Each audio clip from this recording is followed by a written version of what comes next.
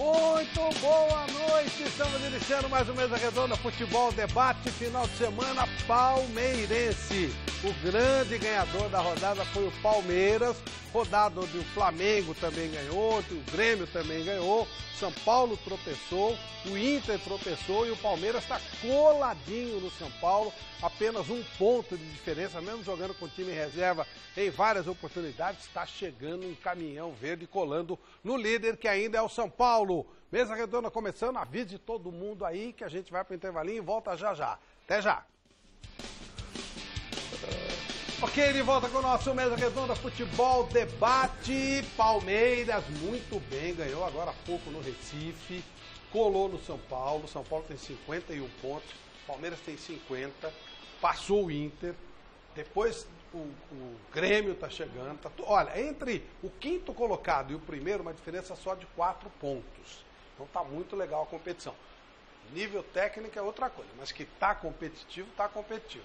Boa noite, Michele Janela. Boa noite, Flávio Prado. Boa noite aos nossos telespectadores do Mesa Redonda Futebol Debate. Olha só, você pode participar do nosso programa mandando sua pergunta para os nossos convidados, mandando um vídeo, mandando uma foto mostrando que está assistindo Mesa Redonda no nosso telefone WhatsApp. Manda aí pelo seu celular, faz agora uma foto com a sua família, 99479-1633. 99479-1633. Vai aparecer na tela, não vai, João Batista? Aparecer aqui na telinha o telefone do Mesa Redonda Futebol Debate. E a gente tem enquete também do site gazetesportiva.com. Tem enquete hoje, primo? Tem. Não tem? Só para deixar claro, tem enquanto enquete. Pega a enquete, para ficar certinho, né? Ó, São Paulo 51, Palmeiras 50, Inter 50, mas perde no saldo de gols, Flamengo 48 e Grêmio 47. Tá. São os que estão disputando o título. A enquete é a seguinte: qual será a final da Copa do Brasil? Corinthians e Palmeiras? Corinthians e Cruzeiro? Palmeiras e Flamengo? Ou Flamengo e Cruzeiro? Então você tem essas 4 opções. Entre lá no site gazetesportiva.com e dê o seu voto. Daqui a pouquinho a gente vai dando os resultados. Bacana, bacana. Boa noite, Mauro Betting. Alegria recebê-lo aqui, meu amigo. Alegria é minha, porque eu sempre lembro de estar de volta à minha casa, onde tudo começou, e eu agradeço sempre ao Helena que me trouxe também a Rádio Gazeta lá em 91, a TV Gazeta em 91, e eu sempre lembro que nesses últimos anos, que eu não estou mais na Fundação Casper Libero, teve um Mesa Redonda que eu estava aqui no ar quando o Palmeiras foi rebaixado pela segunda vez. Já havia começado o programa e chegou a informação, olha, o Palmeiras caiu de vez, como era de se esperar. Então é sempre legal voltar, pelo menos hoje... Que o Palmeiras assume o título, praticamente. Não assume, mas tá bem na Libertadores, tá bem no Brasileirão, e se o São Paulo dormir efetivamente na liderança, pode acabar perdendo o campeonato. O São Paulo vai dormir de novo na liderança, mas tá dormindo demais na liderança. Só que o Palmeiras joga de manhã. E se o Palmeiras ganhar do Cruzeiro, o São Paulo precisa, no mínimo, tem ganhado o Botafogo. Se ele empatar, ele já fica atrás. Então já mudou. Pro domingo. O São Até Paulo quarta-feira está... a Copa do Brasil. É muita coisa. O São Paulo, mas o São Paulo, ele está líder. Mas ele pode não começar a próxima rodada, ele termina essa líder, mas pode entrar em campo na próxima sem ser líder. E aí é um peso complicado. E em cima disso, só na enquete da Michele, sua final da Copa do Brasil. Em Itaquera, na Arena Corinthians, iremos para os pênaltis. Sim. Cássio e... Bom, vai ser 0x0 o jogo. E nos pênaltis, pelos grandes goleiros que estarão em campo, vai ser 0x0 nos pênaltis. Então precisa ver também qual é o critério. 2 grandes defensores, né, vai ser na moeda, sei lá. E eu acho que o Palmeiras ganha do Cruzeiro e leva para os pênaltis. Aí Fábio contra o Everton, que é muito bom. Acho que o Fábio leva de novo. Então Cruzeiro e... Vai ser 0x0. Cruzeiro e Corinthians. Cruzeiro... É só para... É a zica reversa. Eu sei. Boa noite, Emílio. Tudo bem? Boa noite, Flávio. Beleza? Vacilando São Paulo, hein, Emílio? O tricolor tá vacilando, né? É que o time do América, né? Eles jogam bem contra time grande, né? E o América deu um sufoco no São Paulo. Poderia até ter feito o segundo gol, né? Acho que o São Paulo sofreu muito com os desfalques, né? Dos 2 pontas, né? O Everton e o Rojas. Por isso que o time não conseguiu, o Nenê não conseguiu crescer dentro do jogo, porque ele precisa de uma referência lá na frente e as referências boas não estavam no campo. Mas o São Paulo jogou mal. Já vamos falar mais desse jogo. Só a final, Miller, da Copa do Brasil. Corinthians e Cruzeiro. Corinthians e Cruzeiro. Alberto Helena Júnior, boa noite. Boa noite. Qual é a sua opinião, final do Campeonato Brasileiro? Eu acho que o Palmeiras ganha esse campeonato. Desculpe, do campeonato Copa do Brasil, né? Da Copa do Brasil. Copa do Brasil, eu acho que deve dar Cruzeiro e Corinthians. Cruzeiro e Corinthians, legal. E aí, Vampeta, sua final da Copa do Brasil, boa noite. Boa noite, eu falei com a mãe Vilma, A mãe Vilma falou pra mim que, ó, Palmeiras campeão brasileiro. Bom. O professor Renato Gaúcho, que estudou lá em Ipanema e Copacabana, vai ganhar de novo a Libertadores. Eita. E o Cruzeiro ganha a Copa do Brasil. Então é Cruzeiro e quem? Cruzeiro e Corinthians. Cruzeiro e Corinthians. Boa noite, Vanderlei Nogueira. Boa noite, Flávio. E você? Cruzeiro e Corinthians. Cruzeiro e Corinthians. Ah, eu tô querendo Corinthians e Palmeiras. Mas eu gostaria muito bem.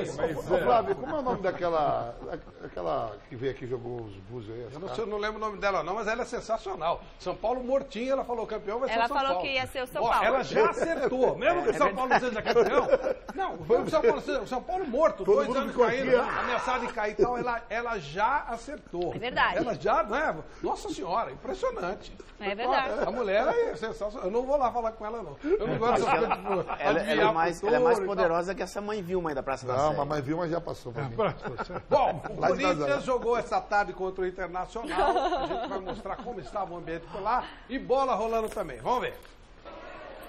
Para boa parte dos torcedores, futebol é coisa séria. Vir do estádio e dar uma força para o time do coração em busca da vitória. Mas antes do jogo começar, dá para brincar também.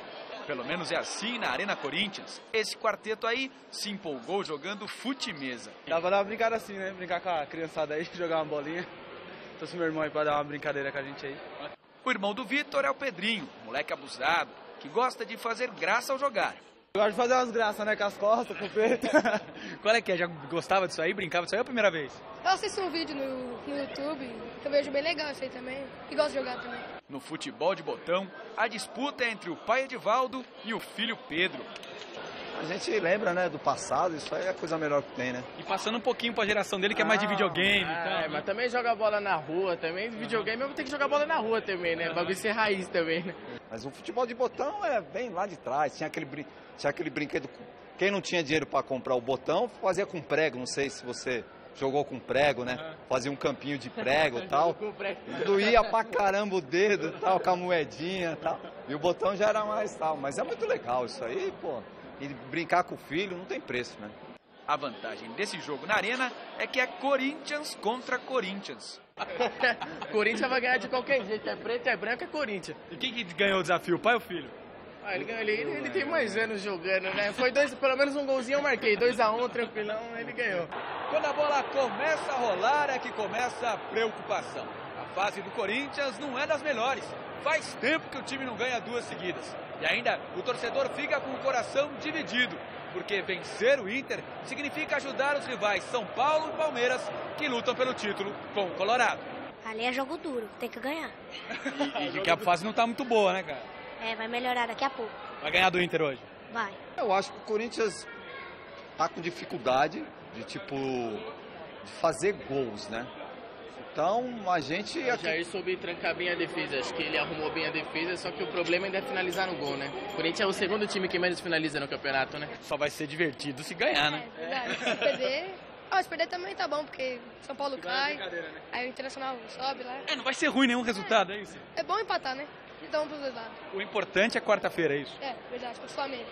É quem ganhar. Chegar na quarta-feira e jogar mais sério, né? Hoje pode dar uma treinada, quarta-feira a gente pega eles com tudo aqui dentro. Quarta-feira é o que vale. A decisão contra o Flamengo na semifinal da Copa do Brasil, depois do empate de 0-0 no primeiro jogo, disputado no Maracanã.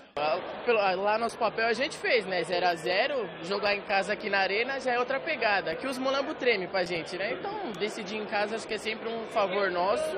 Dá pra acreditar na Copa do Brasil, sim. Eu acredito que o corintiano tá de bem com a vida. Nos últimos 10 anos. Porra, mas vai reclamar do time? Já ganhamos o título esse ano. Os caras não ganham nada ainda. A gente ganhou na arena deles ainda. Ganhamos lá dos porcos, tá tranquilo. Acho que o corintiano tá feliz. Né? Tá feliz.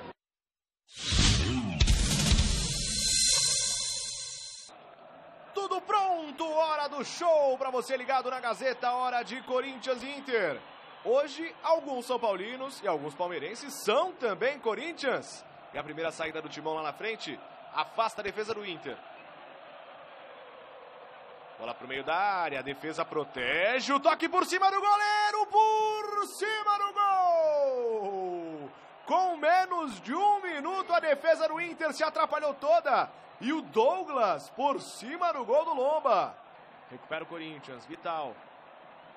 No meio para Jadson, pode bater, tem abertura com Fagner, pode bater no gol, Fagner, Marcelo Lomba!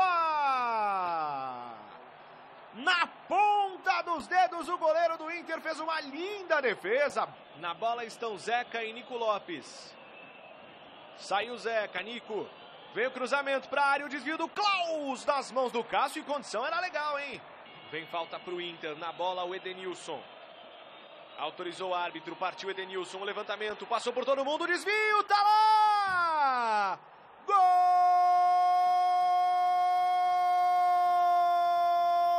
do Inter! Leandro Damião manda para o fundo das redes. 44 do primeiro tempo. Na cobrança do Edenilson, a bola atravessou toda a área do Cássio. E o Leandro Damião, matador, faz aqui em Itaquera. Corinthians 0, Internacional 1.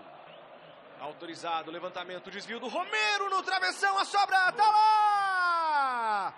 Gol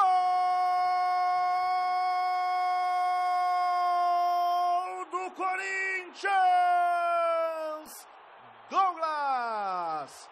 No escanteio do Jadson, o Romero subiu. A bola explodiu no travessão e na sobra. Douglas! O Corinthians empata com 4 minutos do segundo tempo. Agora aqui em Itaquera, Corinthians 1. 1 também para o Inter. Vai arrancando o Nico Lopes. Bola no fundo para o Damião, entre os zagueiros, bateu de esquerda, a bola direto pela linha de fundo, tiro de meta. Vem contra-ataque no Inter, Nico Lopes. Aí o lançamento para o Potker, a condição é legal, Potker. Vai passando no fundo o Patrick de primeira nas mãos do Cássio. E vem com a perna esquerda da Alessandro, levantamento no meio da área, o desvio do Klaus. Está marcado o impedimento, já não valia. Vamos chegando a 49 minutos e o árbitro encerra o jogo. Final de partida aqui em Itaquera. Corinthians 1. Gol marcado pelo Douglas. 1 também para o Inter. Gol marcado pelo Leandro Damião. Não conseguimos vencer o jogo, mas fizemos um jogo, no meu modo de ver, bom.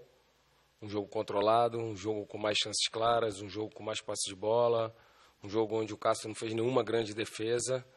E nós tivemos, acho que 1 minuto e pouco, a chance do Douglas ali, que foi para fora. A gente quase fez o gol, depois logo uma chance clara com o Fagner. Também, que o Lomba fez uma grande defesa. E acabamos sofrendo um gol no final do primeiro tempo, naquela maducha, né? Maducha ali para você ir para o intervalo. Mas, mais uma vez, assim como no esporte, a gente não se desesperou, o time continuou com o seu jogo apoiado, com o controle do jogo, fizemos o gol logo no início, e aí parecia que a nossa virada aconteceria mais rápido do que aconteceu contra o esporte. Mas essa virada não veio. Mas vale que a gente vê uma evolução dentro da equipe, a gente vê uma equipe organizada, uma equipe que está sofrendo menos. Você não pode esquecer contra quem nós jogamos. Uma equipe que tem uma transição muito forte e você jogando em casa você tem que correr esse risco. E eles tiveram essas oportunidades nas transições, mas volto a repetir que o Cássio não fez nenhuma grande defesa.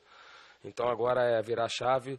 A minha maior preocupação desse jogo era a parte mental dos jogadores para entrarem nessa partida já pensando na nossa grande decisão, que é a quarta-feira. Eu trabalhei muito a parte emocional, o psicológico, né? Mas a gente sabe que existe o subconsciente, que é muito forte. Mas mesmo assim eles foram valentes, nós não perdemos ninguém com lesão, que era uma preocupação. Quando você opta em jogar com o seu time completo, então agora a gente ia virar a chave para o nosso grande objetivo, que estamos próximos da nossa classificação para a final. Quando você não vence a partida, o 1 ponto ele é importante na somatória, e esse ponto ele é muito importante nesse sentido, não sendo o primeiro resultado a vitória. Eu acho que nós fizemos um bom jogo, a gente deu poucas oportunidades de gol para o Corinthians, criou algumas situações, nós tivemos mais posse de bola até que o Corinthians aqui dentro da arena, que é uma característica de um time já do Corinthians, de manter essa bola com os jogadores mais leves, e ainda hoje de início não jogando com centroavante de referência, jogando com 2 meias, né, com os flutuadores, os caras que vêm para ter esse passe, essa posse. Mesmo assim a gente consegue ter uma posse maior que o Corinthians, significa que nós não só marcamos, mas jogamos, buscamos, Eu acho que em algum momento que abriu a nossa transição, a gente apressou um pouquinho mais a jogada e aí acabamos não conseguindo a definição da melhor forma possível, mas dentro de um contexto geral, eu acho que a equipe fez uma boa partida. Eu dizia que o segundo turno, ele historicamente, ele é mais difícil, a pontuação das equipes diminui, são muito poucas equipes que conseguem dar uma arrancada no segundo turno, conseguem fazer uma pontuação maior do que o primeiro, na média, estou falando da parte de cima. Então, transforma o segundo turno, por quê? Porque tu não tem jogo da volta. Por exemplo, vou te dar um exemplo claro. O Corinthians, se tivesse o jogo da volta, colocaria o time titular para jogar contra nós hoje, num jogo decisivo, quarta-feira contra o Flamengo? Não, certamente não colocaria. Colocou porque está abaixo na pontuação da tabela, e se perde hoje, fica mais longe ainda, pode ter aquela situação da pressão de cair, então por isso botou, porque senão ia focar todo a escalação, os treinamentos, os objetivos para quarta-feira no jogo decisivo contra o Flamengo. Realmente. Na CBF, quando esses caras vão fazer o curso, é a mesma coisa, o mesmo diálogo? Não, mas eu descobri que o curso da CBF, ele é um curso de defesa. Eles vão fazer o curso de ataque, acho que a próxima, a segunda fase é ataque. Porque nós temos um Campeonato Brasileiro de Defesa. Aliás, 4 times podem ser multados pela CBF nesse final de semana, hein? O Grêmio e o Ceará, 3-2, onde já se viu um negócio desse. E Vitória e Botafogo, 4-3. Provavelmente o genial Coronel Nunes deve meter uma multa neles, porque o que há, né? Ô, Vampeta, mas uma coisa eles falaram é verdade. O Cássio não fez nenhuma grande defesa e o Lomba também não. Olhando, vai pra coletiva, o Cássio, você vê, a gente criou 2 chances no jogo, uma com o Wagner e outra no começo do jogo lá, que foi saído com o Douglas. Aí o outro do outro lado veio e falou assim, ó, a gente também não sofreu nada, controlando o jogo. E o jogo mesmo, o futebol jogado. Cadê que ninguém viu? Eu acho que é bom que você falou assim, ó. É bom passar só os melhores momentos mesmo, parece que foi um jogão, né? São duas coisas. Fabito, são 2 coisas, né? Os 2 treinadores viram uma partida totalmente diferente que a gente viu. Ah, com certeza. Totalmente. E segunda coisa, eu quero ver o que o analista de desempenho vai falar amanhã. Quanto de agora, na volta, o que teve de passe errado hoje. Quero ver a estatística, porque, Flavito, como é que o analista vai analisar um jogo desse? O que ele vai falar pro treinador? Será que ele vai agradar o treinador? Eu só queria lembrar, só para reforçar o que você está dizendo, e é estranheza. Quando o jogo acaba, os 2 técnicos já têm na mão todo o rendimento, já tem a estatística. E aí eles vão para a entrevista e com a estatística na mão? Sabendo já. E eles vão para lá e dizem que gostaram do que viram, que houve evolução e tal. Sinceramente, eu respeito, mas eu achei o jogo muito fraco, muito feio. Realmente... Não é fácil. O Flávio, e todos nós concordamos, à exceção dos treinadores de todos os times, porque se você realmente analisasse só os melhores momentos passasse, era um pouquinho menos pior. Agora, se você visse todas as entrevistas, ou quase todas as entrevistas coletivas, tirando o Abelão hoje, que não está trabalhando agora, só Abelão, cara. Filipão, né? O resto, e o Levir também. Todos os outros acham que a gente está vendo o Santos 7 Palmeiras 6 do Rio São Paulo de 58, cara. Todos os jogos são maravilhosos, o time propôs o jogo apoiado. Evoluiu. Clara evolução da equipe. Ou é o melhor campeonato do mundo, a gente não está enxergando, ou realmente eles vivem em outro planeta. Não, realmente. Ei, Helena, porque, poxa, eu tinha certeza que ia ser 0-0. Para mim foi até anormal isso aí. Foi até anormal. O gol impedido do Damião, depois a gente vai checar isso aí. E aí o Corinthians saiu um pouquinho, tal. Depois que fez o gol também, né? Aquela coisa. Medo, né? Os caras jogam com pavor de ser... Fábio, a melhor jogada do primeiro tempo foi um chute do Cássio, nas nádegas do Damião. Do Damião. Não, teve esse lance no primeiro minuto do Fagner. Que o Fagner tocou. Foi bonita a defesa do Lomba. Chutou. Só, acabou, mais nada. Então, Helena, é muito pouco, né? Não, pela mentalidade desses caras, até que é demais. Porque se fosse por eles, a bola ficava pendurada no ar, parada, e não acontecia absolutamente nada. Entende? Que é o que eles chamam de equilíbrio. É a bola equilibrada no ar, sozinha. Parada, coisa de cinema, ficção científica. Porque é inacreditável o que eles fizeram com o futebol brasileiro. É inacreditável. E como, mais inacreditável ainda, é como a gente ainda perde tempo ficar falando de jogo de futebol no Brasil. Não, vamos ter que ficar falando, senão estamos desempregados. É verdade. Vamos continuar falando. Eu cala a boca no final do mês. Eu cala a boca no final do mês. Tá louco? Como é que paga as O crianças? Instagram da namorada de alguém, a gente fala aí meia hora sobre Vampeta, isso. você falou uma coisa durante a transmissão na Jovem Pan Deixa eu terminar. sobre, além do que a Helena falou que é verdade, o medo dos técnicos gerado porque os nossos gestores, eles, para Também tirar são o deles demitidos. da reta, eles dão a cabeça dos treinadores, porque eles são incompetentes, eles estão lá para usar o clube, para tirar proveito, para roubar, para tudo, né, que a gente sabe. Então eles não se responsabilizam por nada, eles simplesmente dão a cabeça dos treinadores. Eles, com medo de perder, fazem um jogo covarde. Mas você colocava também uma parte nos jogadores. Né? Os jogadores também, jogadores são isso.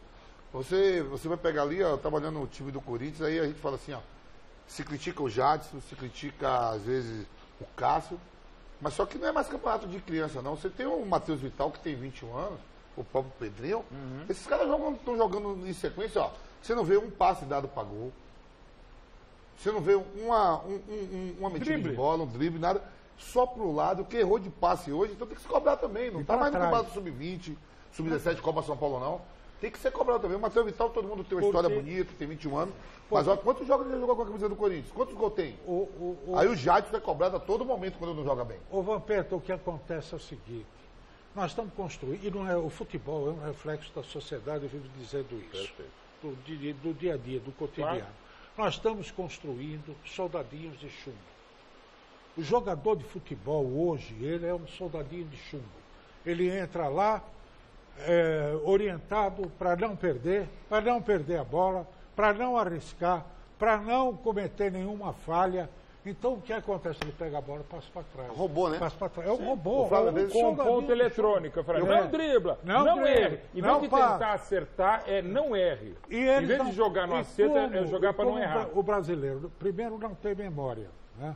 Ou queima a memória. Né? Eu ouvi uma declaração do curador do Museu Nacional, que eu achei genial. Ele disse assim, não tem que reconstruir o museu, não. Ele tem que ficar aí para a memória nacional, para ver o que é que o brasileiro faz com a sua memória. Sabe? É isso aí. Ele incinera, ele destrói, ele não se interessa por ela. A tal ponto que mistura alhos com bugalhos em todos os setores. Desgraçadamente. Eu ouvi uma declaração que talvez você concorde, que a memória do brasileiro é apagada a cada 15 anos. 15 anos, zerou. A cada 6 meses, Mauro. A cada 6 meses, né? Não, olha, Flávio, sabe uma coisa interessante que o Vampeta estava falando uma coisa? Eu acho que também a culpa muito do treinador, viu? Dos treinadores. O Helena falou uma coisa aqui que eu me lembrava, com o Tele Santana, Vanderlei Luxemburgo, no Palmeiras 96, a gente tinha duas para eleição, a do treinador e a nossa. Exatamente. Lógico. A gente não fazia tudo que o treinador falava, não. É isso aí. Mas peraí. Mandou você marcar o volante, mas pra que você vai marcar o volante, Jalminha? Não, o volante quer marcar você. Então nós jogadores, não éramos assim, 100% submisso. Quantas vezes no Corinthians o Vanderlei Luxemburgo gritava, Vampeta!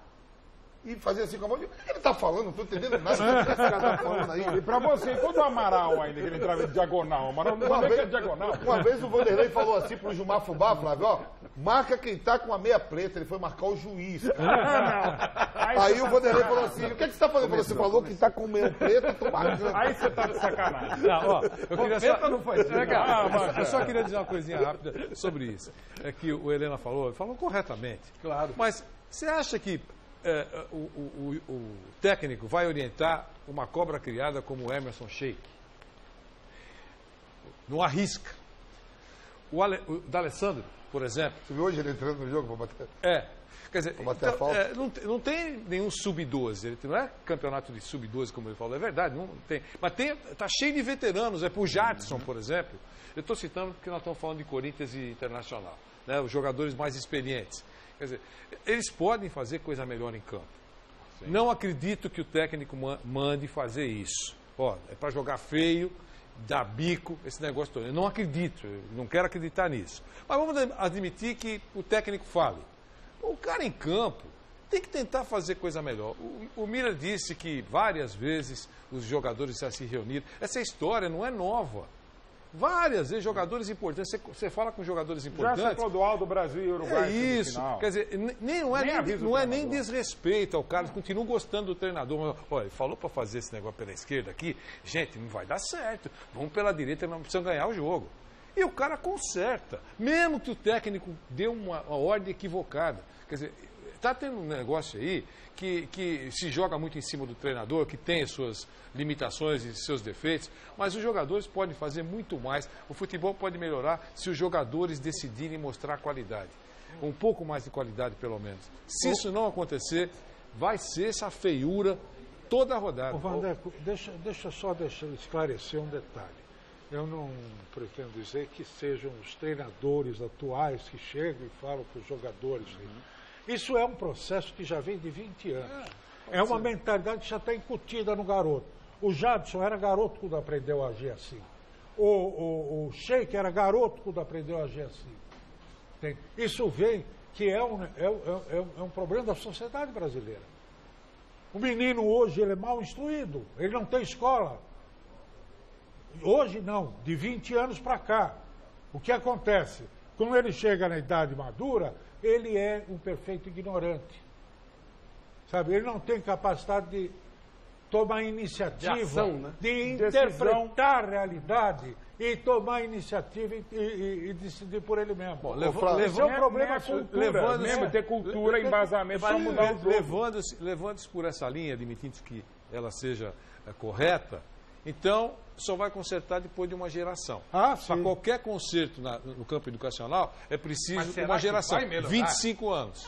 Porque é duro, hein, gente? A gente não consegue ver perspectiva.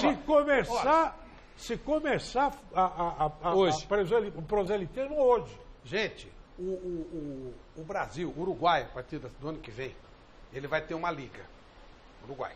Essa liga vai ser seguida pela Venezuela e pelo Equador. Contrataram o pessoal de La Liga, da Espanha, e vai ter uma orientação, eles vão fazer. Sabe o que significa isso?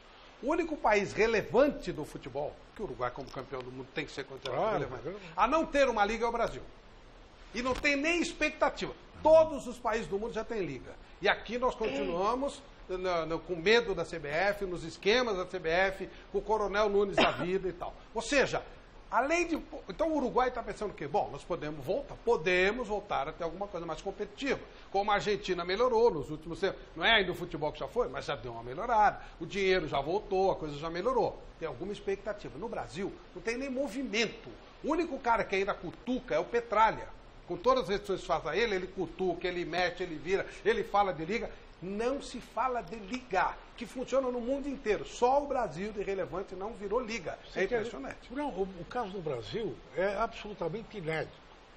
Que o Brasil, lá nos anos 80, se você lembrar, a Liga, a Copa União, foi quando se construiu o conceito da Liga. Onde não tinha nem na Europa ainda. Aí o que aconteceu? Eles conseguiram deteriorar esse troço de tal maneira que virou a Liga dos clubes, virou apenas um balcão de negócios para a televisão. Só para saber quanto é que nós vamos receber da televisão por causa do campeonato. Até se implodir em 2011. Até implodir também isso. Por causa disso, aliás. Não, e aliás, o que não acabou, né? Porque ninguém sabe que é o dono da Taça das Bolinhas até hoje. Gente, para manter a coerência, vejam Bandeirinha. Tem um querido amigo, Cláudio Carçu, que ele tem uma frase que é lapidar. Se o Bandeirinha fosse bom, ele era árbitro. Como é que o cara não viu esse impedimento? Gente, não é nem... Vamos falar de lance polêmico, mas não tem nem polêmica. Vamos dar uma olhada. Vejam que absurdo. Pode escolher quem estava em impedimento. Qualquer um que fizesse dos caras de vermelho estava em impedimento. Não é um só. Olha só. 4, 5 impedidos. Gente, mas que coisa. Como é que pode pra que tem um bandeirinha, então? Mas é o que eu tô falando. E é bola parada. Olha a função dele. Bola parada. Se está em movimento, você ainda... Uniformes bem diferentes. Olha lá. 1, 2, 3, 4, 5. Como é que pode isso? Como é que ele não viu? Como vamos definir o cara desse? Ele é apenas incompetente? Piscou na hora errada. Piscou Ou na de hora repente o jogo estava chato como estava mesmo, estava dormindo, sei lá. Pode ser. Não, Flávio, é que ele picada, estava né? torcendo para sair um gol. O jogo estava ruim. Animado. Ó, gente, tava animado. animado. Ou ele tava no WhatsApp, né? Porque A gente não vai ter o que comentar sobre esse jogo, então vamos criar um lance. Ele tava muito mal O cara posicionado. só tem isso pra fazer. Cara, Só. A impressionante. única função dele. Bola Pena que parada. não tem VAR, né? Pena que não tem tem VAR. VAR. Se tivesse o errado, então... Ele vai ser, no próximo jogo, ele vai ser VAR. Porque não adianta nada, porque você não conhece a regra. Não tem Isso aí é por o culpa básico. dos Mas dirigentes. o Brasil é inacreditável mesmo, né? Quer dizer, você vê uma coisa, a única invenção do brasileiro, desde que o Cabral encostou aí o barquinho dele, foi o spray de Sim, para marcar, o... da barreira. Nem isso nós usamos mais. Nem isso, o mundo usa, a gente não. Que é sensacional. É brincadeira. Você lembra, teve um lance aí em que eles ficaram 5 minutos discutindo a barreira de forma... Eu acho que ele já não usa exatamente para fazer isso, para ganhar tempo, para enrolar. Né? Inacreditável. Não dá nem para... Vampeta, você não se sente... Fizeram isso no nosso campo, Vampeta. Como é que pode isso? Eu falei na transmissão da Pan, digo, agora se joga dentro da área, que a Itaquera já era, né? Porque quando os caras vão lá pro vestiário, os caras falam, tinha 5 pedidos. Se tem 5 pedidos, já cai logo no meio, já cai logo. Não, inacreditável. Só que ele estava muito mal Não posicionado. adiantou nada. Vocês estão vendo que também em Itaquera a gente também é lesado? Porque não tem o VAR, né? Deveria ter, né? Você vê, nessa hora que a gente sente falta de uma justiça na arbitragem, para corrigir alguns erros. O Mauro brincou dizendo que ele piscou na hora certa, na hora errada. Deve ter piscado mesmo, tudo bem. Ele dormiu, mas, né? Dormiu, tá bom.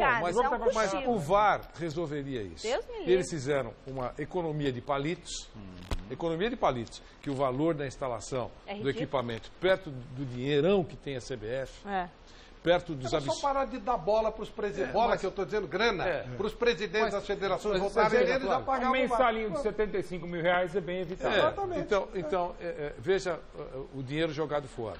E os clubes também, porque a gente pode elencar aqui absurdos na gestão de quase todos os clubes brasileiros. Se eles fizessem uma gestão melhor, teriam um dinheirinho. Já que a CBF é tão pobre, ela daria uma parte, e os clubes também, em função da melhor justiça no jogo de futebol. E eles não quiseram isso. Agora, deve ter para 2019. Mas veja, quantos erros poderiam ter sido corrigidos. Tem que criar mentalidade, não é só ter o VAR. Teve um palhaço aí, foi um jogo de Copa do Brasil, que o cara só fez palhaçada, ele parava, ele apitou, ele perguntava tudo pro VAR. O cara tem que aprender a usar o equipamento, usar a tecnologia. Senão vira gilete em mão de macaco. O que aconteceu com o Dedé foi um absurdo no meio de semana, né? Como é que é? O que aconteceu com o Dedé na Libertadores no meio de semana? Usa o VAR para aquilo. Ou no caso do Palmeiras e Cruzeiro, não se usou o VAR porque o árbitro apitou antes. E acabou anulando esse é o o jogo VAR. que eu queria lembrar. Exatamente. Quer dizer, o cara destruiu até a possibilidade do VAR. Então não dá. Falando em Palmeiras venceu mais uma e está coladinho nos líderes. Vamos ver.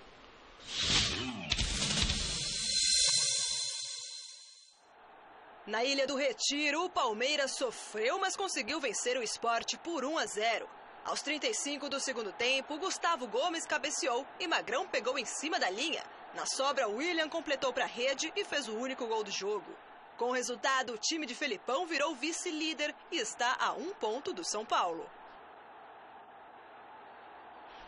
Será que não tinha entrado essa bola, não? A impressão que dá é que ela entrou, mas eu, pelo menos, é uma questão de cada um. Eu sou da tese que eu só daria um gol se tivesse com plena convicção. E aí eu prefiro não criar um gol, eu prefiro errar não dando um gol que a bola não entrou. Tipo o gol de Inglaterra e Alemanha na Copa de 66. Você está na dúvida, não dá o gol, né? Diferentemente do que aconteceu. Eu acho que a bola entrou. A bola entrou, tá? Sensacional, Magrão. Ter um chipzinho, né? Um chipzinho, aquela coisa tal. Agora, pra sorte dele, no rebote, o William foi lá, fez 1-0 e justo, porque o Palmeiras jogou melhor no segundo tempo. O primeiro tempo foi do nível do Corinthians Internacional. De novo, o jogo feio, Miller.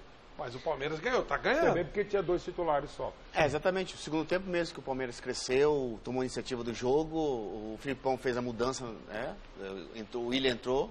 E acabou fazendo o gol da vitória do Palmeiras, mas eu também concordo que a bola no primeiro lance, ela entrou. Sorte que tinha o Willian lá que completou. Mas acho que o juiz deu gol pelo segundo lance. Ele deu gol, ele não dá o gol no primeiro momento, ele dá no segundo, até porque daí não teve problema, né? Magrão ainda muito bem, agora o esporte muito mal. O esporte muito candidato. Agora, lembrando, né, Mauro, que o Palmeiras é a melhor campanha do segundo turno. Sim. Ele tá jogando, quando não joga bem como hoje, ganha. Acho que é, né? Palmeiras, Ceará, São Paulo é a sexta campanha. Acho que é o Santos. Precisa só dar uma checadinha. O Ceará perdeu hoje. O Palmeiras está naquela fase que ele, quando joga bem, ganha. Quando não joga bem, ganha também. Eu estou falando muito do Ceará porque o Ceará ele fez aquilo que eu tenho na cabeça. O Ceará vai jogar com o Grêmio. Ele atacou o Grêmio. Sim. Não, ele atacou o Grêmio. Ele vai perder. O que é melhor? Você perder, jogar tudo fechado, dando bicão, um jogo horroroso, e você perde de 1-0 no fim? Ou você vai pra cima, faz esse carnaval todo, perdendo do mesmo jeito. Não, perdeu só 3 pontos. Mas foi um jogo legal, um jogo digno de ser visto. Eu gosto do jeito que você fala. É bom estar aqui a gente reunido, que uma vez você e o Mauro lá na rádio. No ano todo. Falou que quem jogava o melhor futebol do Brasil é o Joinville. Também não era o melhor futebol do Brasil. Divisão hoje, viu? O melhor futebol. Mas ele jogava direito. Não, mas o Ceará, ele foi pra cima, gente. Por quê? O que adianta você ficar covarde? O que ganha sendo covarde? Se você vai perder do mesmo jeito, você vai lutar com o Mike Tyson. Pô, vai pra cima dele, dá um soco nele, ou não, fica esperando tomando porrada, você vai perder do mesmo jeito. Faz jogo, pelo menos. Eu acho que isso é muito legal. O Ceará é o time legal. Parabéns, Luiz Cadolho. Salve os jogadores bons. Não, isso aí vale para todos os treinadores. Quer dizer, os caras pegam o time e põem tudo na retranca para não perder o jogo, para não perder o emprego.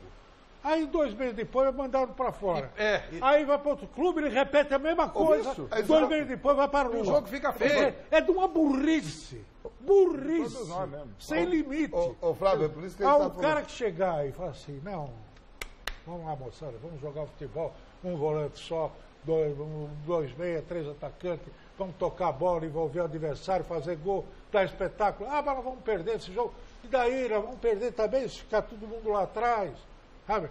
Então, pelo menos, vamos dar espetáculo. Vamos merecer o Flavinho chegar na mesa redonda e dizer assim, o Ceará tentou jogar futebol, pelo menos. Jogou, fez 2 gols, foi legal. Entendeu como ia perder. Vai ver, é o Arthur que foi... O Arthur estava olhando... Às vezes a gente critica assim um Pedrinho, que é no Corinthians, que é God de drible, o Vital, que eu estava falando aqui, que tem 21 anos, 2. Mas quando você vê eles pegando a bola, estão tão longe de tão marcar, estão tão longe do gol, eles ficam tão longe do gol, que às vezes é por isso que a gente vê. Mas sabe o que acontece, Vampeta? Os treinadores confundem bom posicionamento com correr atrás do adversário. Isso aí. Essas duas coisas, eles não conseguiram assimilar os treinadores e os jogadores. E trabalham todo dia. Fazem erradamente. Pode ver, quem toma cartão amarelo primeiro no time? O atacante, que fica correndo atrás do lateral, do volante. Eles não entenderam que, Flavito, estar bem posicionado já é uma marcação. Miller, o City, que é um time espetacular, um time delicioso de ver jogar, até quem não gosta de futebol adora ver o City jogar. O City é a defesa, melhor defesa da Premier League. E ele marca espaço.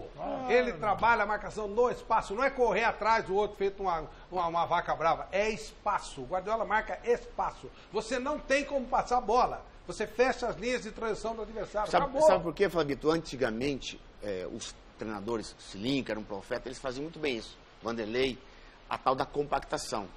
Entendeu? Da compactação. Hoje não. Hoje o compacto para os treinadores hoje é o quê? É recuar todo mundo no campo de defesa. Não é aquela... Olha, o Sininho colocava até um cone, lembra, Mauro? Não lembra disso. Colocava um cone, lembra? No meio do campo do adversário. Olha, o ataque vai ficar aqui, o meio campo perto e a defesa... Quer dizer, é uma compactação. Marcar, não só ocupar o campo de defesa, ocupar o campo de defesa também do adversário, quando não tiver bola. Alguns cones hoje são escalados. Quando o Osório vem aqui, o Osório fala assim, poxa, eu não consigo compactar o meu time porque os meus zagueiros, em cima do que você falou, Helena, de estar já condicionado, o meu zagueiro, ele não consegue subir. Não. E não é por mal, ele estava tão condicionado que ele falava, para subir. Mas professor, não, ele não tinha... Eu não sei se a palavra... É coragem a palavra, mas ele foi tão domado para ficar lá atrás, que o Osório falava, sobe, marca aqui, compacta, que ficava um buracão. Lembra que o São Paulo andou tomando umas goleadas e tal? Porque os caras não subiam, porque eles não tinham condicionamento para isso. Ele teve que condicionar os caras a subirem para compactar aqui na frente. Tanto, justificando bem isso que você falou. É tão acostumado a ficar aqui atrás que eles não tinham coragem, nem com o técnico exigindo que fizesse isso. Você pode ver no gol do Corinthians, né? A zaga faz linha dentro da área. É isso que acontece com os zagueiros hoje, as defesas. Eles fazem linha constantemente, não só fora da área, fazem linha também dentro da área. Por isso que o zagueiro brasileiro hoje, ele tá... O treinador fala assim, olha, fica a linha de 4 aqui, deixa os atacantes correndo que nem um doido. Para os backs e para os laterais, isso é uma mão com açúcar. Não vou sair de lá, só vou rebater bola, tá tudo certo. Ô Mauro, essa coisa da questão da linha de zagueiro, o negócio começou lá na Argentina, lá nos anos 50. O que eles faziam? Eles avançavam, deixavam o jogador, quando via na tabela, deixava o jogador que queria receber a última bola da tabela, impedir. O Mauro Ramos de Oliveira, aqui, jogando já no Santos, foi de São Paulo, aliás, jogando no São Paulo antes de ir para o Santos, o que ele fazia? Quando via Pelé e Coutinho tabelando, ele não ia no cara da bola, ele ia no que ia receber. E trombava. O juiz não via, porque estava acompanhando a bola. Então ele rompia a tal da tabela. Aí o juiz começou a perceber, começou a marcar falta, o negócio ficou mais complicado. Mas aí nós vamos pular para a Holanda, e a Holanda o que fazia? Todos os backs saíam de uma vez só. Todo mundo, bando. Era um arrastão. Ia um arrastão em cima do cara que estava com a bola. Não era só sair. Saía na direção da bola. O Pedro Rocha, lá na Copa do Mundo 74, me disse o seguinte, falou assim, olha, eu tenho a impressão que os caras passaram, era um trem passando por cima de mim. Heleno, eu tive a honra de entrevistar 2 vezes o Mítios. E eu falei para ele, perguntei para ele, como é que foi essa história de você sair, né? Ele falou, não, em cima do que você falou. Eu vou pegar a bola. Exatamente. Não era sair por sair. Ele não saía para deixar impedimento. Não. Ele saía para tomar a bola. Ele falou assim, eu tô com todo mundo. Quando eu vou para cima deles, eles estão saindo. Aí tem 3 ali que eles estão saindo, ou 4. Eu vou com 8. Eu tomo a bola, eu vou ficar 8 contra 4. Eu faço o gol.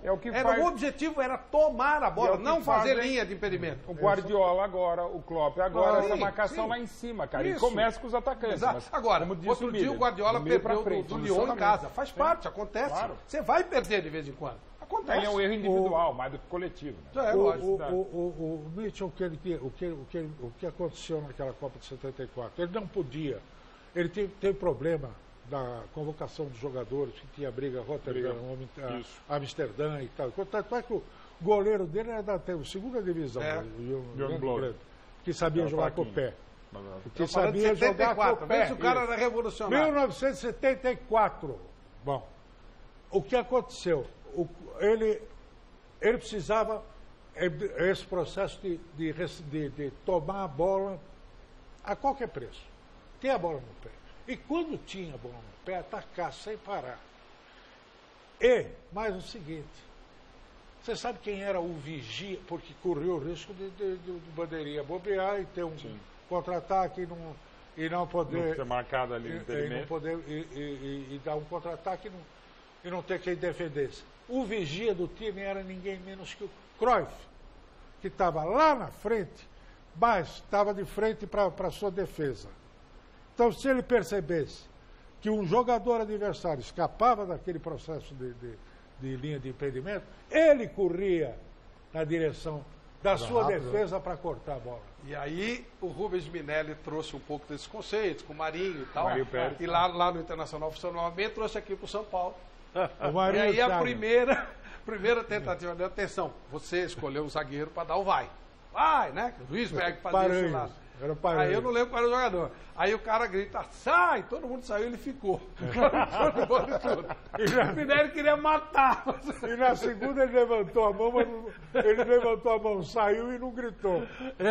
Aí tomou o segundo gol. Gente, vamos ver a classificação, que ela está realmente muito equilibrada para a gente debater um pouquinho isso. Segundo o Mauro Betti, o Palmeiras vai levar tudo. Não! Né? Então vamos lá. Vamos lá. Olha lá, São Paulo 51, Palmeiras 50. Daqui a 2 rodadas tem São Paulo e Palmeiras, tá? Internacional 50, tá atrás pelo saldo de gols. Flamengo 48, Grêmio 47. Olha aí, ó. Daí pra cima, 2 rodadas você muda tudo. Aí já aí, o Atlético Mineiro 42 está fora, Cruzeiro 37 está fora, Corinthians 34 está fora. Atlético Paranaense 33 e Santos 32. Nós temos isso aí. É verdade. Mauro, o time que está dando a maior Só para arrancada... lembrar que chegou uma mensagem aí boa. Como é que é? Uma mensagem boa que a gente falou de liga aqui. O Todé mandou aqui agora. E é verdade, porque foi até foi suspenso o futebol colombiano, aquela coisa toda. A primeira liga no continente foi a Liga Pirata. Eu estou escrevendo o livro. Você está escrevendo o livro. Estou escrevendo. Logo vamos entregar. Alô, Ali Rocco, assim que o meu parceiro entregar a parte, nós vamos fazer um livro espetacular sobre a Liga Pirata. Todé mandou aqui agora. Fala para o Flávio Vanderlei que é a primeira Liga Pirata. Os maiores jogadores do mundo jogavam lá. A Liga Pirata? Liga Pirata. Stefano. Pederneira, Heleno de Freitas. Heleno de Freitas. Todos os grandes gênios jogavam lá. Moreno. Mauro, esse Palmeiras que você está apontando como pode ganhar tudo, forte. Essa subida tão forte se deve ao Felipão? Ao Felipão, ao Paulo Turra, também que é o cara que está botando a mão na massa mesmo, sobretudo defensivamente, a qualidade e quantidade do elenco, né? E alguma coisa que há muito tempo eu não via, não só no Palmeiras e não só com o Felipão, mas no futebol.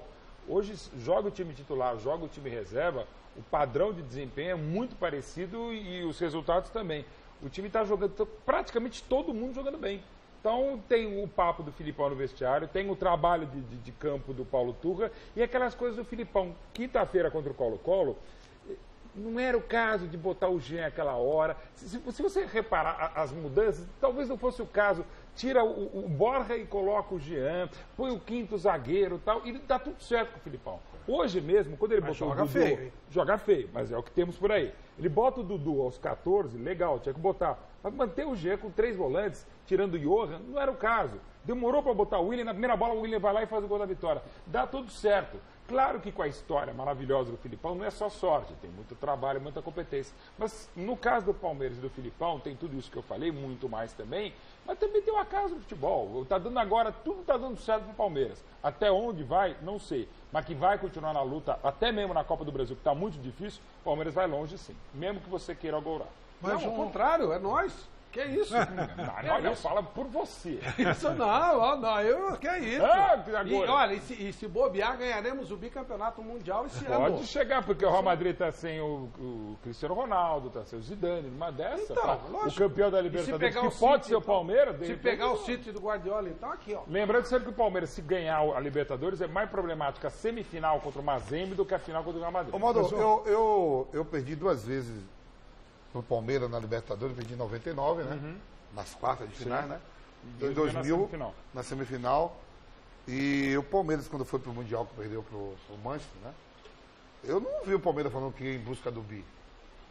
Então, na época, o Palmeiras não tinha... Mas já não tinha. Não, o Palmeiras... Mas já não tinha existido. 2001. 51 não. Já não tinha existido. Não, o Palmeiras não pleiteou nessa ida... Foi em 2001. É uma tortura e isso. E a FIFA mandou em 2007. Quer dizer que, então, deixa eu entender. E que ano foi isso aí? Que o Palmeiras... 99 e 2000. Em 99 não existia 51. Existia, mas 51 é um ano embutido no meio. O Palmeiras, em 2001, o Palmeiras pediu à FIFA que reconheceu em 2007 e depois deixou de reconhecer. Por quê? Tem algo a ver com o Corinthians, não? Não, o Palmeiras pleiteou antes, independente disso. Do Mundial do Corinthians? Porque completou 50 anos em 2001, né? Não, mas o Mundial não foi em 2000 que o Corinthians ganhou? Não, mas em 2001 completava 50 anos da campanha. A Gazeta Esportiva cobriu. A Gazeta Esportiva. Gazeta Esportiva cobriu. Então, deixa eu entender. Não, é verdade. Isso significa que daqui a 50 anos posso pleitear o título de 77 da Ponte Preta. Qual? Qualquer um. 50 anos depois. Mas a Ponte Preta não ganhou em 77. Ele não ganhou um monte de coisa. A gente pode refazer a história. Não é refazer a história, foi feita. Aquilo é fato, foi a primeira conquista intercontinental do futebol brasileiro. Um ano e uma semana depois do Maracanaço. Justamente o palestra que não podia ser Itália foi todo o Brasil na conquista da Copa Rio. Foi a primeira conquista intercontinental, número de clube de seleção. Eu não vou aqui ficar falando essa história, até porque ele é dos caras que queimam. Michel é o cara que queima o Museu Nacional. O pessoal está perguntando aqui, você adiantou, mas muita gente está perguntando aqui, ó, inclusive o Laudenir Pereira de Guaianazes, para você o Palmeiras é campeão mundial de 51 ou não, Maurício? Close. Eu quero ver nos olhos. Eu quero ver nos olhos. É a primeira conquista intercontinental do futebol brasileiro. É o que tinha na época. É o que tinha na época. Nunca antes e nem mesmo depois teve um torneio tão difícil com a presença de grandes equipes. Bangu em 59? Não, Flávio, voltando à Em Copa Nova do Mundo, York. você não vai saber. Não teve a pequena Copa do Mundo. Não era. Não, a pequena Copa do Mundo de 53 foi importante também na Venezuela. Nunca houve um torneio tão importante com grandes campeões ou ex-campeões ou futuro campeões da Europa. Não teve nenhuma equipe da África, da Oceania, o que não tira mérito de quem é, até porque é oficial da FIFA. Mas nunca teve um torneio tão difícil como foi a Copa Rio de 51, mais do que a de 52 e mais do que a de 53. E você sabe que o Palmeiras foi o Brasil mesmo. E tem um detalhe que precisa deixar muito claro aqui. À época, o que significou esse... Porque o Brasil tinha acabado de perder a Copa do Mundo. Um ano e uma semana depois da final. Que foi uma tragédia nacional, o negócio do alma de cachorro vira-lata e tudo mais e tal. E essa conquista do Palmeiras, que tinha um belo time, diga-se. Menos que o Vasco, que era a base da seleção, que é o Flávio Costa e 7 jogadores, e o Palmeiras eliminou o Vasco com 2 jogos no Maracanã. Exatamente. E essa conquista ela foi muito mais importante por causa Não, eu estou ouvindo. É porque muito importante saber mesmo. Se é mundial ou não importa. Não, mas a pergunta quem define quem é mundial não. Você está fugindo da resposta. Não, mas eu não é o Mauro Betti, não é o Flávio Prado, não é a revista Placar, que adora reescrever a história, não é o Lance onde eu trabalhei, que também adora escrever história. Não, o Lance acha uma coisa, a Placar acha uma coisa, o Flávio Prado acha uma coisa, a Gazeta Esportiva colocou o campeão do mundo, também é discutível. Agora, qual é o cartório? É a FIFA. Quando a FIFA diz que o Corinthians é campeão mundial de 2000, ele é campeão de mundial de 2000. E é. E é mesmo, claro que é. Como também os campeões intercontinentais também foram campeões do mundo, e está aqui um bicampeão do mundo de clube e também de seleção, está outro aqui que foi campeão do mundo em 2000 pelo Corinthians. Agora, se a FIFA reconhece, cumpra-se. Ela não reconhece. Ela não reconhece. Não, então, ela reconheceu. Voltou. Então, isso que eu estou falando. Ao mesmo tempo que você vai falar da unificação dos títulos, você pode discutir se a Taça Brasil é Brasileirão. Robertão é o pai do Brasileirão. Taça Brasil é a mãe da Copa do Brasil. Agora, a partir do cartório, quando ele reconhece, acabou. Você pode não reconhecer. Mas não é o Flávio Prado nem o Mauro Betti. Mas e quando ele não reconhece? Ok, aí então você não reconhece. Então não é campeão do mundo. Não é mundial. Agora é muito importante. Foi a primeira conquista intercontinental. Mas não é campeão mundial. Então, se a FIFA não reconhece, não é campeão mundial. E o Mauro Betti acha o quê? Eu acho que é a primeira conquista intercontinental da história brasileira. Mauro, ele não falou, não é mundial, então. Ele não falou que eu vou responder para você. Eu quero defender você. Muito obrigado. Eu não estava vivo. Mas eu encontrei na Gazeta Esportiva, na Jovem Pan, em emissoras importantes, chegaram os campeões mundiais. Com milhares e milhares de pessoas na rua. Eu tenho o jornal da Itália. Então, fim de papo. Eu tenho o jornal campeão de Turim, mundial. Chegando os vice-campeões mundiais. Quem? Que nem o de Turim, a Juventus chegando, todo mundo na rua comemorando. Não é porque se chamava mesmo, pô. Eu tenho esse jornal. Por que você está questionando tanto o Mauro Betti? Não importa se é mundial. Não importa Eu vou que é tentar mundial. trazer esse jornal aqui um dia para vocês verem. O importa é que a sensação foi espetacular. Foi a primeira grande conquista do futebol brasileiro. Foi mundial. E aquele jornal tanto importa. Para mim, tanto importa. E aquele jornal que o Gotino trouxe aqui aquele dia? O Gotino trouxe um jornal aqui. É a Gazeta Esportiva. É a Gazeta Esportiva. Mas agora eu vou trazer um italiano mostrando a reação dos italianos ao vice-campeonato. A própria Juventus agora tem assumido mais essa questão. Tá? Lá no Museu da Juventus. A Juve que tinha sido terceira colocada e seria campeã da Itália em 51-52. Eu perguntei pro Danilo Avelar, que jogou lá em Turim. Ele falou, olha, eu nunca ouvi falar, mas eu falei, não, vai dar uma olhadinha. Ele joga no Torino, né? Ele joga no Corinthians, você acha que ele vai falar? Não, ele não jogava ainda, ele jogava no Torino. Então, mas Torino não perdeu, né? É o rival da Juve, né? Pois é, eu queria saber se, né? Não sabe, né? Ele falou, não ouvi falar disso. Aliás, a maioria não sabe mesmo, né? Bom, falando em campeão mundial, esse, né? Se bem que também contestaram. O 61 e 62, pelo amor de Deus, né? Esse campeoníssimo mundial, o Santos... 62-63, viu? É contestado isso aí? Não, ainda fala que não era mundial, que a FIFA não reconheceu. Ridículo. 62-63. Mas hoje é um pouco diferente a história, né? Perdeu agora há pouco para o Cruzeiro lá em Minas Gerais. Vamos ver os gols. Como foi agora há pouco o jogo, a gente perdeu de virada, o Santos fez 1-0. Gol do Gabigol. Gabigol. É que o jogador errou, ele está pro gol e errou o chute. Errou mesmo, né? Saiu no gol do Gabriel, que voltou a fazer gol. É o artilheiro do campeonato. Aí o gol de empate, marcado pelo Sassá logo no primeiro minuto, ele entrou, a primeira bola dele, ele fez o gol. Foi o Santos, não sei se foi o Santos. E o Cruzeiro tem 4 centroavantes. Tomou a virada. O gol foi marcado pelo Raniel, que toda vez que entra faz gol. Impressionante esse rapaz. É o garoto bom. Bom. Toda vez que ele entra, ele faz gol. Tem Fred, que está ainda voltando agora, o Sasaki voltou, tem o Barcos que chegou e tem esse Raniel. Rafael Sobis também. O Rafael é mais de lado, mas pode ser centroavante. Tem time que não tem meio centroavante, o Cruzeiro tem 4 opções muito interessantes. É um elenco muito bom do Cruzeiro. E o Santos, gente? Não, o Santos deu uma arrancada legal, o Cuca ajeitou a equipe, né? É que perdeu hoje para uma equipe que é... Não, poderia ter até virado. O Santos poderia ter chance com o Bruno Henrique, teve chance com o Gabriel, poderia vir com uma vitória tranquila. É aquele negócio, se você não mata o time bom, de qualidade, ele vai te matar. Cruzeiro foi o que aconteceu. Completo? Não, mas como o Mauro está dizendo, né? Jogou o Rafael Sobis e o Sassá na frente. O Raniel, que dois jogadores. Entrou o Raniel também. O Raniel que fez o gol, a torcida quer que ele jogue no lugar do Raniel, o garoto. O Sassá, ele está voltando de contusão agora. Sim. Né? Então está pegando ritmo, tá, etc. Mas o time do Cruzeiro é muito qualificado, né? Muito qualificado, muito bom. Ele tem momentos de muito bom futebol, né? Eu tive maluco, ele conseguiu resultados espetaculares fora de casa em Copa do Brasil e Libertadores, mas em casa se atrapalhou. Mas isso é típico de time que joga em contra-ataque. É o típico time do Mano Menezes. Não muito mérito nisso, é muito óbvio isso. Sim. Fecha e contra-ataque, aí ok, é jeito de ganhar futebol, mas não é do jeito que eu mais aprecio. Mas é respeitado. O que esses caras estão fazendo, o Cruzeiro a vida inteira sempre foi um time de toque de bola, de envolvimento, de futebol bonito. A vida toda. O Atlético era um time de garra. Hoje eu ouvi falar muito do Dirceu Lopes. Pô, os caras conseguiram fazer. O Mano joga com 3 volantes, o Mano. Ficou um time com outro qualquer. A pobreza, rapaz.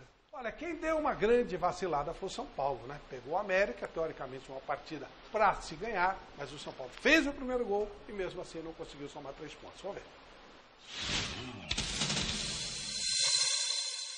De novo, grande público no Morumbi. 48 mil pessoas pagaram ingresso. De novo, o São Paulo sofreu e deixou escapar pontos preciosos. No caso, 2. Fazia tempo que o Rodrigo Caio não jogava e jogou de lateral direito. Sidão teve pouco trabalho durante boa parte da peleja. O América montou aquela retranca. O tricolor estava lento. Quando acelerou pela esquerda com Lisieiro, com Reinaldo, foi perigoso. Quando partiu para dentro também, com Everton Felipe no limite da área. Infelicidade do Nenê na cobrança. Na continuação do lance, aquele som do quase. O América tentou colocar as manguinhas de fora. Quem arregaçou as mangas para valer e cruzou com as mãos lá no bololô, Reinaldo, para o Rodrigo Caio. Diego Souza experimentou de bicicleta. E o gol só saiu nos acréscimos do primeiro tempo. Jogadinha ensaiada ou chuveirinho? Nenê mandou a bola na testa do Diego Souza. 1-0 São Paulo é o que interessa. O tricolor voltou mais afim para a segunda etapa, mais ligado, marcando pressão, procurando evitar surpresas de última hora. Nenê bem que poderia ter chutado essa com mais veneno para dificultar a vida do João Ricardo. Aguirre colocou de uma só vez Regis e Trellis e o time deu aquela encorpada. Rolou até uma linda tabelinha entre Diego e Nenê. Num contra-ataque mortal, Reinaldo Fominha tirou o doce da boca do Nenê, da chapada do Nenê. E a bola puniu o São Paulo. Falha de marcação coletiva e o Sidão sozinho não deu conta do recado. Mateuzinho, gol do Coelho, 1-1. O América Mineiro teve chances para virar a partida, enquanto os donos da casa entraram no desespero.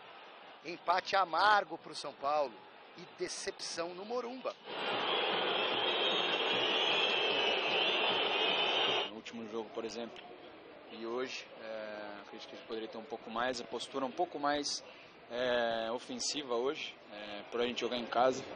Esse é o jogo tão importante, tentar buscar quando faz o primeiro gol, tentar buscar o segundo gol, e acabou que ficou pra gente como um gosto de derrota hoje. A gente tem que fazer a nossa parte, não adianta a gente deixar de desejar dentro do campo e secar. Tem alguns jogos decisivos pela frente e tem muito campeonato ainda e a gente tem que trabalhar para aumentar o nosso nível, que a gente tem condições de de jogar de igual para igual com qualquer um. O São Paulo segue invicto atuando dentro de casa aqui no Morumbi nesse campeonato brasileiro e continua também mantendo uma campanha irregular no segundo turno. Em 7 rodadas venceu apenas 2 partidas. Vem aí mais uma sequência decisiva pela frente, mas o professor Diego Aguirre prefere pensar jogo a jogo, dar um passinho de cada vez. Essa próxima sequência, com o Botafogo fora e os confrontos com o Palmeiras em casa e o Internacional lá no Beira-Rio, é agora que o São Paulo vai definir se ele está brigando por título ou por Libertadores? Sim, eu tento não pensar muito na sequência de jogos e trato de focar-me no próximo jogo porque tem que ser assim. Mas os jogos são cada vez mais decisivos, eso sí, porque el tiempo va acabando, cada vez tem menos rodadas na frente e tem jogos que são importantíssimos. A gente vai ter finais, esses jogos pra gente é final. Assim como também hoje a gente encarou como uma final, infelizmente a gente não teve um resultado positivo. E não tem espaço para baixar a cabeça, muito pelo contrário, tem que levantar a cabeça, saber as coisas boas que a gente já fez e corrigir as coisas erradas que está aparecendo para que a gente não sofra mais igual a gente está sofrendo. Miller, e esse São Paulo, Miller? Olha, Flavito, ele ainda é líder. Exatamente, né? O São Paulo, de 6 partidas para cá, tecnicamente caiu bastante de produção. O São Paulo não teve mais aquela dinâmica de jogo das últimas partidas que, até fora de casa, conseguiu a vitória. E hoje o Rodrigo Caio voltou. E eu falei com o presidente outro dia que o Rodrigo Caio não tem que jogar de zagueiro nem de lateral direito, tem que jogar de volante. Mas como ele não quer assumir responsabilidade, então o Aguirre tem que deixá-lo no banco, né? Porque a dupla de zaga do São Paulo está muito bem, né? O Arboleda e o Anderson Martins. Então o Rodrigo Caio voltou hoje, mas falta ritmo de jogo. São Paulo muito desfalcado, pouco fez contra o América retrancado. Então acho que o São Paulo vacilou de novo dentro de casa e, é claro, né? Deu chance maior para Palmeiras, Grêmio e Flamengo. E o Inter também. Ô Flávio, não é possível. Um time que está na liderança precisa ganhar o jogo em casa. Um time de menor expressão, para não dizer nada que seja desconfortável.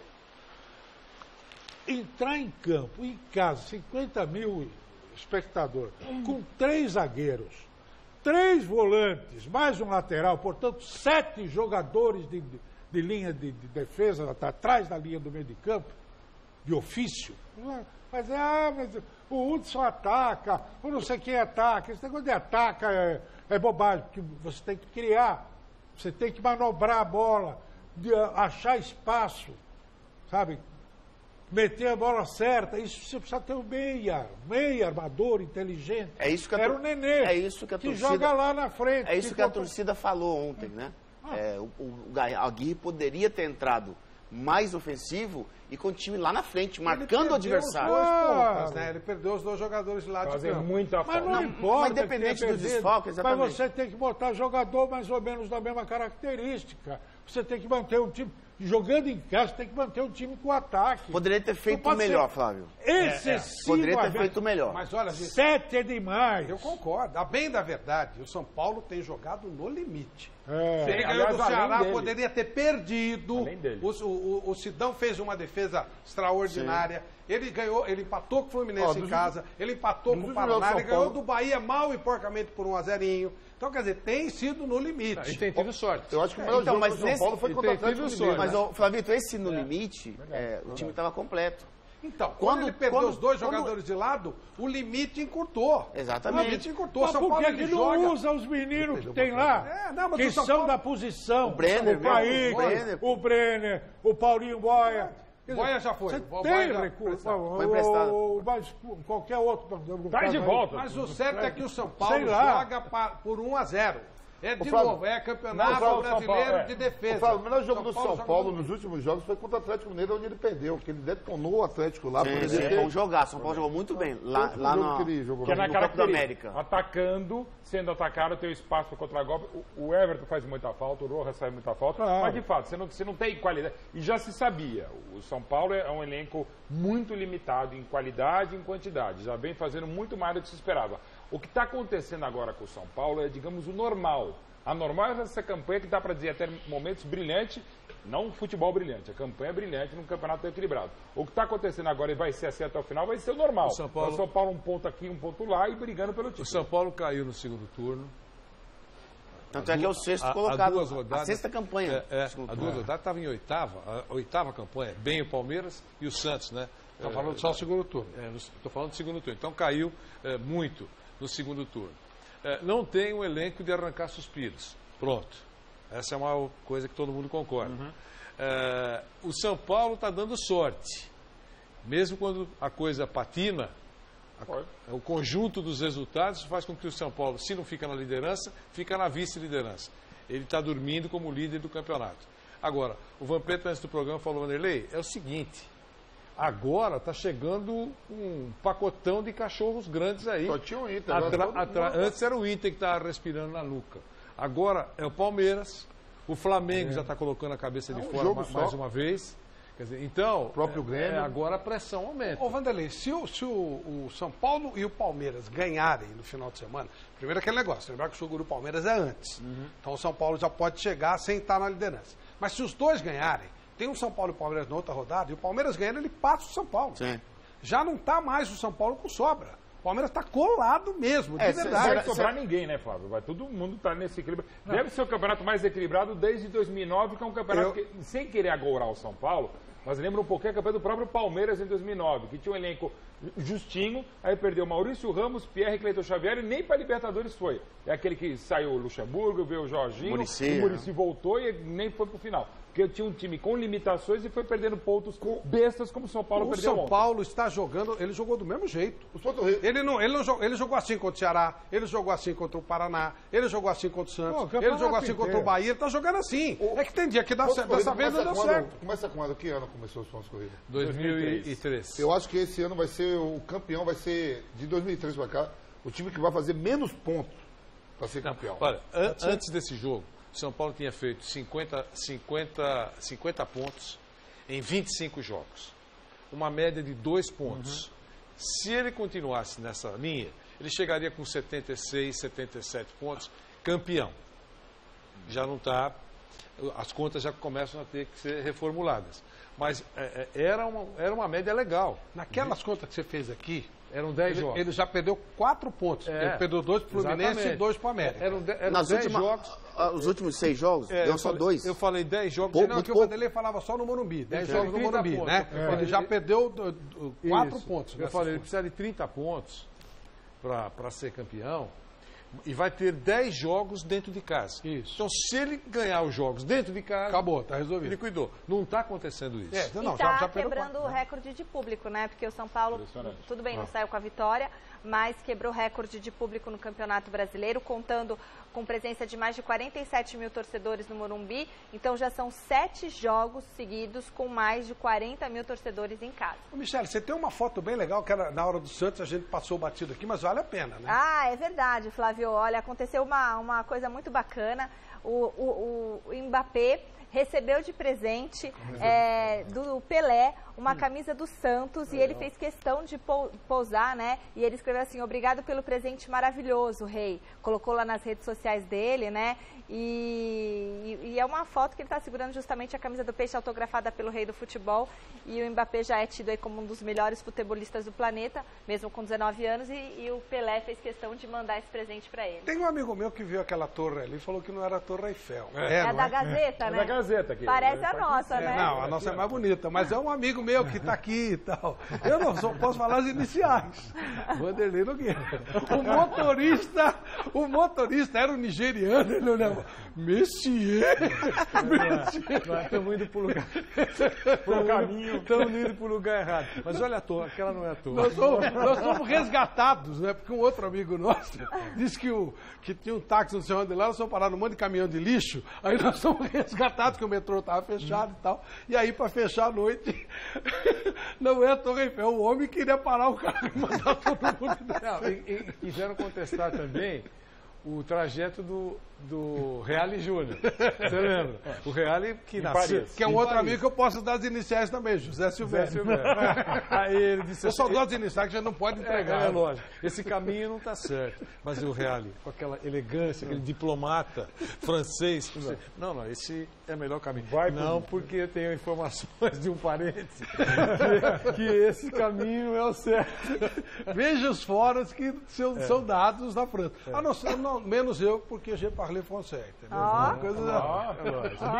Olha, lance Lux Scholar de hoje, apesar do São Paulo não ter conseguido um bom resultado, fez um gol importante, o gol do Diego Souza, e mais uma vez o São Paulo leva o nosso lance Lux Scholar. A bola veio cruzada pelo Nenê, e é uma bela cabeçada. Veio na corrida, né, Fábio? É, muito legal. Bonito o gol do Diego Souza. Esse lance foi tão bom quanto pintar com Lux Scholar. Pinte com Lux Scholar, é a tinta que eu uso, é a tinta que eu recomendo, a tinta da pintura inteligente.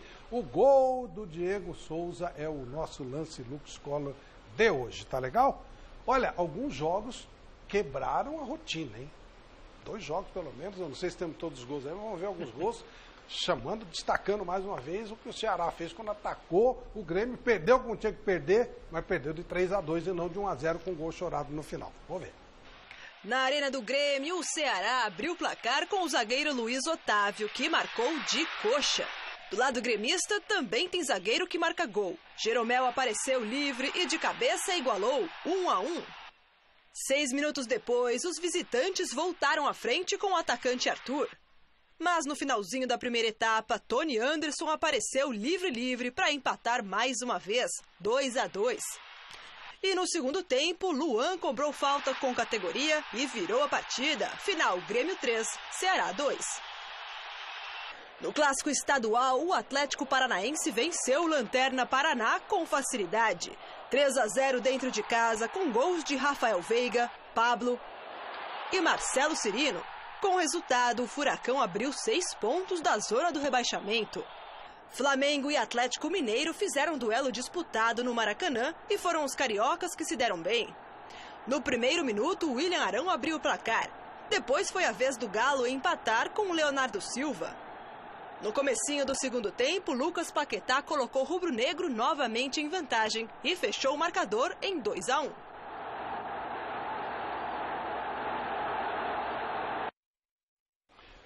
Michele, você sabe que o meu voto não vale absolutamente nada, né, no Troféu Mesa Redonda. Vale igual o nosso telespectador, até menos, eu acho que nem considero. Mas se eu tivesse voto, não tem nem briga pelo melhor. O melhor é Lucas Paquetá. Eu às vezes falo, em alguns momentos, o único jogador de fato que nós temos no Brasil hoje é o Lucas Paquetá. Impressionante, ele é um jogador, não é um jogador maravilhoso, monstruoso, mas ele difere dos outros. Mas isso quem tem que decidir é o nosso telespectador. É certo? O nosso telespectador e as votações já estão abertas. troféumesaredonda.com.br. Entre lá no site do Troféu Mesa Redonda. Você que faz essa grande festa, você que escolhe os melhores do Campeonato Brasileiro desse ano. Esse ano está emocionante, então pode entrar lá, está muito bacana o site. Você pode conferir edições anteriores, tem fotos, tem vídeos, tem história, tem tudo. E tem os melhores jogadores de cada posição, que é só você montar o seu time do Campeonato Brasileiro. E lembrando que nós temos a nossa querida parceira Lux Scholar, a tinta da pintura inteligente, no Troféu Mesa Redonda, 15ª edição do troféu, sempre com a querida Lux Scholar. Teremos a valsa dos debutantes. A gente vai ter que dançar a valsa, a gente tem que começar a ensaiar. Dançaremos a valsa, Michele. Vamos dançar a valsa. A enquete de hoje é sobre a Copa do Brasil, a Michele já falou. Vamos só relembrar então os jogos desse meio de semana e o que aconteceu no jogo inicial. Olha lá, nós temos quarta-feira em Corinthians e Flamengo. O primeiro jogo foi um jogo vergonhoso, um 0-0, jogo de bicão para todo lado, vai estar super aberto. E o outro jogo em Cruzeiro e Palmeiras, lembrando que o Cruzeiro ganhou do Palmeiras aqui em São Paulo. Foi aquele jogo da expulsão do Felipe Melo, né? Logo no começo. Não, o do erro do finalzinho do jogo. É um dos poucos jogos que o Felipe Melo não teve expulsão, foi no Cerro Porteño. Não, foi? Perfeito. Bom, aí... Aqui na nossa votação, né, lá do site Gazeta Esportiva, vai dando, na opinião do telespectador, Corinthians e Cruzeiro com 42% dos votos. Corinthians e Cruzeiro, que é a opinião do Vampeta também, o pessoal né? Tá na lógica. Os donos da casa, né? Aí depois é Palmeiras e Flamengo com 31% dos votos. Palmeiras e Corinthians, não? Não tem. Palmeiras, Corinthians é 12%. Não, desejo pessoal, sim. Corinthians, Palmeiras. Não, eu tô a partir de nós. Aí eu tô falando de desejo.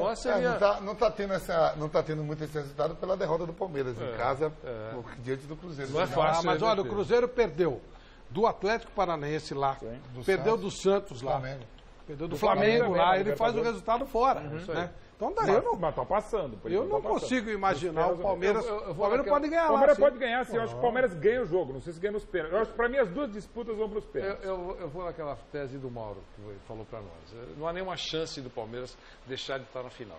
E ganhar todos os títulos. Ele, pelo menos. Inclusive contra o Real Madrid. Eu fui citado aqui, vou pedir o VAR aqui, só pra dizer o seguinte. Não falei isso, posso até ter pensado, mas não falei. Ô Mauro, no nosso título mundial de 51, o Real Madrid jogou?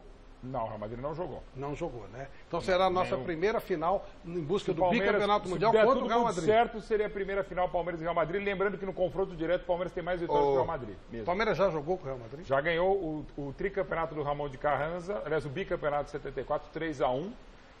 Não, o tricampeonato, 75. Porque ganhou 2-0 do Barcelona, do Neskens e do Cruyff do Rio dos Mitchells, um mês depois da Copa de 74. Aí ganhou de 3-1.